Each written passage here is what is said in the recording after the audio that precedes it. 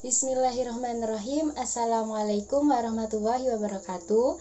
Saya Farah Adi Fatu Soliha E2019-2183. Di sini saya akan merangkum sedikit materi terkait pasar yang telah dijelaskan oleh ibu dosen saya, yaitu Bu Dosen Mutmainnah, di mana beliau telah menjelaskan terkait pasar. Dan di sini saya bertujuan untuk memenuhi tugas mata kuliah Ekonomi Mikro Islam. Sebelumnya saya ucapkan terima kasih kepada Bu Mutmainnah karena telah memberikan ilmu yang bermanfaat kepada kami semua. Baik, kita memasuki materi merangkum pasar, di mana pasar itu mempunyai dua kriteria. Yang pertama ada pasar abstrak dan yang kedua itu ada pasar konkret. Baik, pengertian pasar abstrak yaitu pasar yang bisa dilakukan di mana saja, bisa lewat internet, bisa lewat surat, dan lain semacamnya. Yang kedua ada pasar konkret. Pengertian pasar konkret yaitu pasar tempat bertemunya penjual dan pembeli. Jadi langsung di tempat itu yang dinamakan pasar konkret. Ya, selanjutnya yaitu syarat terbentuknya pasar ada 4. Yang pertama adanya penjual, yang kedua adanya pembeli, yang ketiga adanya produk yang diperjualbelikan, yang keempat yaitu terjadinya transaksi antara kedua belah pihak atau disebut kesepakatan. Yang selanjutnya yaitu ada fungsi dari pasar, ada 3 macam. Yang pertama fungsi distribusi, yang kedua itu ada fungsi pembentukan harga, dan yang ketiga ada fungsi promosi. Baik, saya jelaskan yang pertama yaitu fungsi distribusi. Pasar itu memiliki fungsi distribusi. Mengapa demikian? Karena pasar itu tempat bertemunya penjual dan pembeli. Jadi mempunyai fungsi distribusi di mana yaitu memudahkan konsumen untuk mencari barang yang dibutuhkan dan memudahkan penjual untuk menjual apa yang telah diproduksi, seperti itu. Jadi pasar ini fungsi distribusi ini untuk menyalurkan atau memudahkan barang sehingga sampai ke tangan yang membutuhkan, seperti itu. Yang kedua contoh dari distribusi, saya berikan contoh. Semisal saya membutuhkan barang elektronik. Saya ada di Jember, saya membutuhkan barang elektronik. Semisal untuk belajar, saya membutuhkan komputer. Dan saya maksudnya di sini pembuatan komputer itu hanya dibuat atau diproduksi dari luar negeri, sehingga tidak memungkinkan saya untuk langsung membeli di luar negeri, sehingga terbentuknya pasar. Pasar di sini terbentuk berfungsi untuk sebagai distribusi, jadi memudahkan saya untuk menemukan barang yang saya butuhkan, seperti itu. Yang kedua ada fungsi terbentuknya harga. Jadi pasar ini berfungsi juga sebagai tempat terbentuknya harga. Semisal contoh, saya pergi ke pasar, saya ingin membeli tomat. Tomat di situ dari harga yang ditetapkan oleh penjual itu, penjual menetapkan harga sebesar 15.000 per kilogram. Kemudian saya menawar. Sebelum terjadinya transaksi itu adanya kegiatan tawar-menawar, dan saya menawar tomat tersebut seharga 13.000 per kilogram. Kemudian jika penjual setuju, maka di situ terjadinya pembentukan harga dan telah disepakati karena kedua belah pihak sudah setuju atau sepakat. Di situ pasar itu berfungsi juga sebagai pembentukan harga. Dan yang ketiga ada pasar berfungsi sebagai promo. Mengapa demikian? Karena pasar ini tempat bertemunya penjual dan pembeli, sehingga banyak yang mengunjungi pasar. Jadi bisa buat ajang promo. Semisal contoh, si penjual ini mau mempromosikan produknya, sehingga pasar ini tempat yang tepat untuk membagikan promo dari produk yang si penjual tadi. Semisal promonya lewat membagikan brosur atau spanduk seperti itu. Yang selanjutnya yaitu bentuk-bentuk pasar. Bentuk-bentuk pasar di sini bisa diklasifikasikan menjadi 5 macam. Yang pertama yaitu ada bentuk pasar menurut sifat atau wujud barang dan cara penyerahannya. Yang kedua ada bentuk pasar menurut luas wilayah kegiatannya. Yang ketiga ada bentuk pasar menurut organisasi pasar atau hubungan antara penjual dan pembeli. Dan yang keempat itu ada bentuk pasar menurut waktu penyelenggaraannya. Dan yang kelima atau yang terakhir itu ada bentuk pasar menurut jenis barang yang diperjualbelikan. Yang selanjutnya yaitu saya akan menjelaskan satu persatu dari bentuk-bentuk pasar yang telah saya sebutkan tadi. Yang pertama yaitu bentuk pasar menurut sifat atau wujud barang dan cara penyerahannya.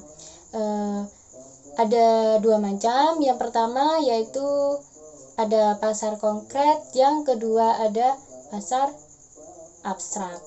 Yang pertama pasar konkret. Pasar konkret ini di mana tempat bertemunya penjual dan pembeli secara langsung. Barangnya ada, selain itu barang itu juga bisa langsung dibawa. Contohnya seperti pasar tradisional, Indomaret seperti itu. Yang kedua ada pasar abstrak, di mana pasar abstrak ini penjual dan pembeli tidak bertemu secara langsung karena bisa melalui internet, melalui HP seperti itu. Tapi ada rasa saling percaya di antara keduanya sehingga terjadinya transaksi antara kedua belah pihak. Sehingga di sini terbentuknya pasar abstrak. Dan contoh pasar abstrak ini seperti Tokopedia, Blibli.com, dan lain sebagainya. Yang kedua yaitu ada bentuk pasar menurut luas wilayah kegiatannya. Dibagi 4 macam. Yang pertama ada pasar regional, yang kedua ada pasar internasional, yang ketiga ada pasar lokal, dan yang keempat ada pasar nasional. Baik, saya jelaskan satu persatu. Yang pertama yaitu terkait pasar regional.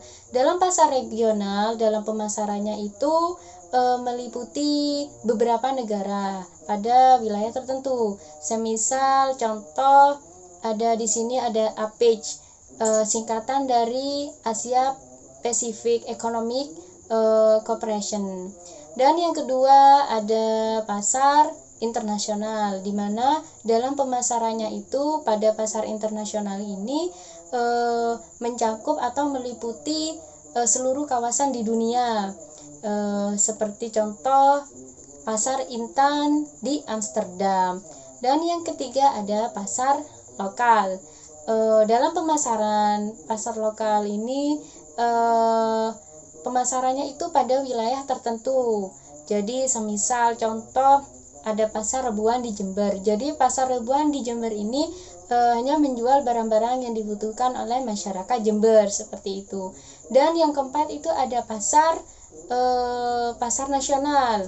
Dalam pemasarannya meliputi wilayah suatu negara. Jadi dalam pasar nasional ini menjual barang-barang yang dibutuhkan oleh masyarakat dalam negara tersebut.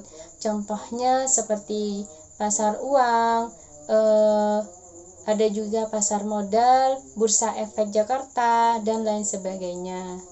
Yang ketiga yaitu bentuk pasar menurut organisasi pasar atau hubungan antara penjual dan pembeli.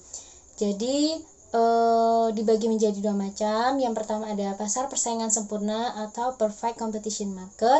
Yang kedua ada pasar persaingan tak sempurna atau imperfect competition market. Jadi dalam pasar persaingan sempurna yaitu penjual dan pembelinya itu sama banyak. jadi tidak bisa menentukan harga barang yang diperjualbelikan. Ciri-cirinya ada 4. Yang pertama, penjual dan pembeli itu bebas keluar masuk pasar. Yang kedua itu penjual dan pembeli itu jumlahnya sama banyak. Yang ketiga, pengetahuan antara penjual dan pembeli terkait pasar sempurna. Dan yang keempat, barang yang diperjualbelikan itu sifatnya homogen. Homogen ini artinya sifatnya sama. Contohnya seperti pasar buah, ada pasar sayur, dan lain sebagainya. Yang kedua, bentuk pasar yang kedua yaitu pasar persaingan tak sempurna atau imperfect competition market. Dalam pasar persaingan tak sempurna ini, pembelinya banyak tapi penjualnya sedikit, sehingga pasar itu dikuasai oleh penjual, baik itu satu penjual atau beberapa penjual. Dan mempunyai ciri-ciri juga.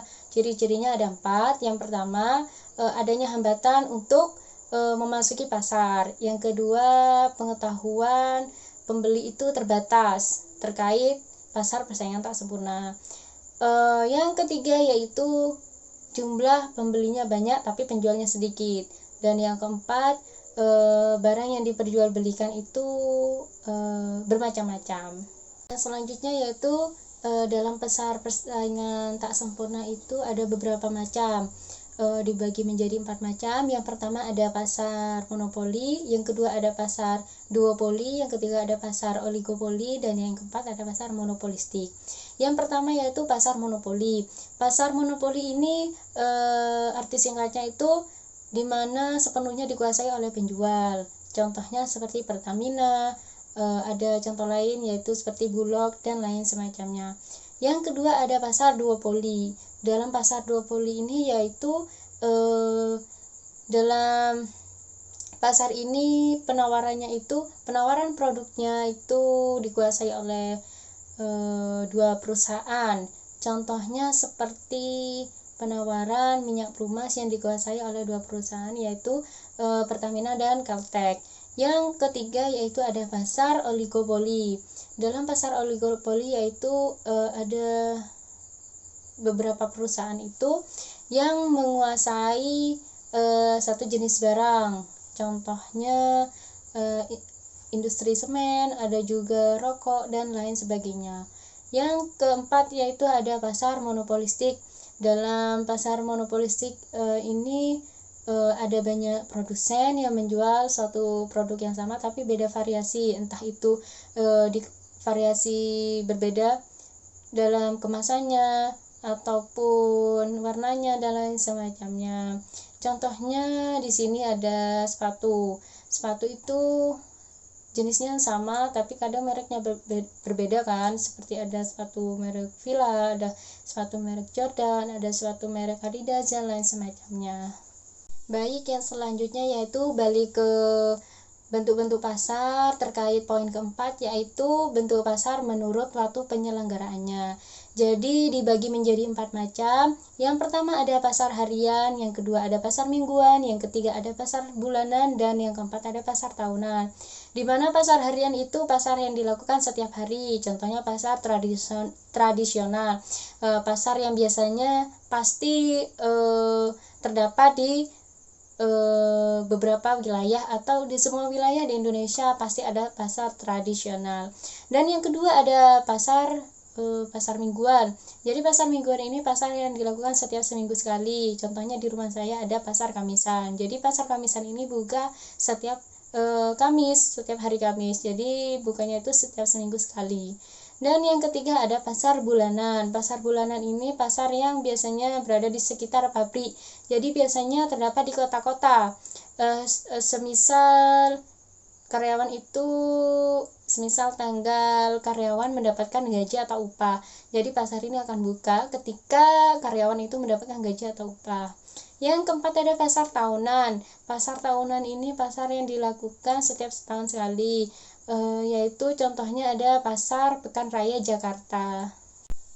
Pembahasan yang terakhir yaitu ke bentuk-bentuk pasar pada poin kelima, yang dimana bentuk pasar itu menurut jenis barang yang diperjualbelikan. Jadi bentuk pasar menurut jenis barang yang diperjualbelikan itu ada dua macam, ada pasar barang distribusi, ada pasar barang konsumsi. Pasar barang distribusi ini biasanya pasar yang memperjualbelikan itu barang-barang produksi, barang-barang faktor-faktor produksi. Contohnya seperti pasar mesin-mesin produksi seperti itu. Yang kedua ada pasar barang konsumsi. Jadi pasar ini di mana memperjualbelikan barang-barang yang siap atau yang langsung dikonsumsi. Contohnya seperti pasar sembako dan lain semacamnya. Baik, terima kasih telah menonton video saya. Apabila ada kekurangan ataupun kesalahan, saya mohon maaf yang sebesar-besarnya. Wassalamualaikum warahmatullahi wabarakatuh.